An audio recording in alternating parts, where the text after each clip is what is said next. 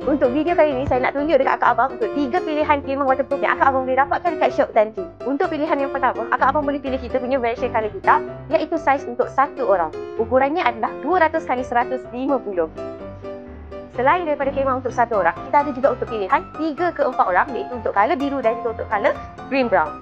Apa yang membezakan untuk kemah 3 ke 4 orang ni, untuk yang color biru, ukuran dia 210 x 210, sama juga dengan kita punya green brown ni 210 x 210. Cuma, untuk bahagian dia punya awning, untuk panjang ni adalah 110 cm, manakala untuk kita punya kemah green brown ni, ukuran dia adalah untuk 200 cm. Ini adalah untuk keluasan 210 x 210. Dia juga mempunyai tingkap pada bahagian atas, kiri dan juga kanan.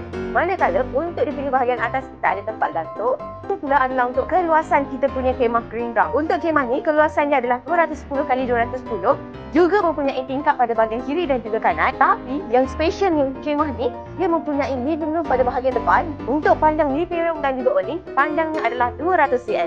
Untuk ketiga-tiga kemah ni, kita akan bagi letak akak abang untuk inner layer dan juga outer layer. Dan juga kita berikan sekali untuk pancang, tali dan juga storage bag. Ingat, jangan lupa dapatkan dengan Tanki. Kita jumpa lagi untuk the next video. Bye!